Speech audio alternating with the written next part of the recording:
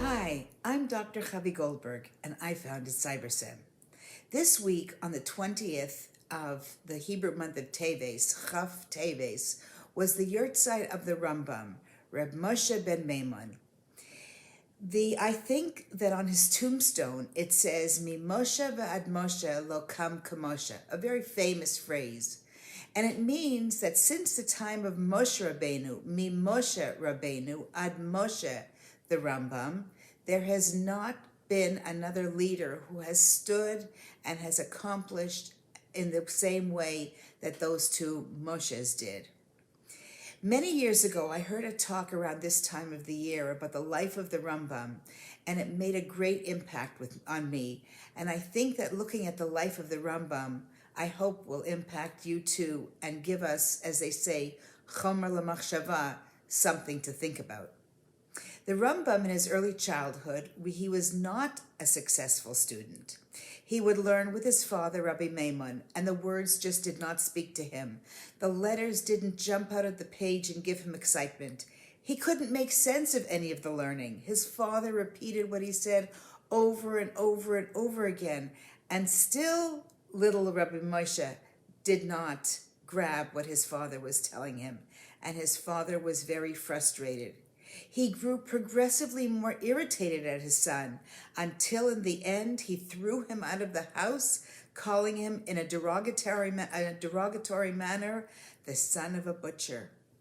How was he the son of a butcher? His father was a Rav.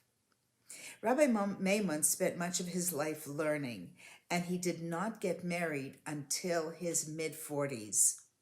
One night in a dream, an old man came to him and told him that he should go to one of the outskirts of Cordova in Spain, and there he should find his wife, who is the daughter of the butcher.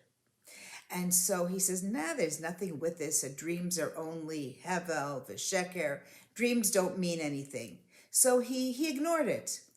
The dream repeated itself several times until he really thought that this dream must have something bearing on his life, and he was going to listen to it. So he went to this outskirts of Cordova, and he found the butcher, and he told the butcher he was interested in marrying his daughter. His wife was a kind and sensitive woman. They had been Rabbi Maimon and her, I don't know her name, maybe others do, but she had been very happy together, and she died in childbirth, giving birth to the Rambam. Let us think about this situation from the perspective of Moshe.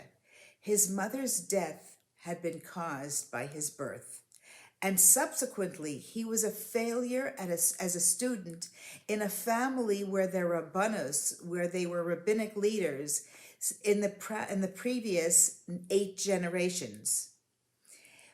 What was he supposed to think? Even from the perspective of his father and being thrown out of his house, we can see that the situation that the Rambam lived in was really not so far from what we live today. Today is not new. Moshe was curious about nature. He walked home from shul with his father, and he looked at how the caterpillars moved around, how they went to the leaves, and they were just curious there. He wanted to see how the birds functioned, and he was an interested boy. What would he do after being thrown out of the house if he lived today? How many Rambams have been thrown out of school? This is really painful for me to say, but I think it's true. How many Rambams, maybe not as successful as the Rambams, but how many children who have been thrown out of school today could have been more successful had we treated them properly, had we done it better?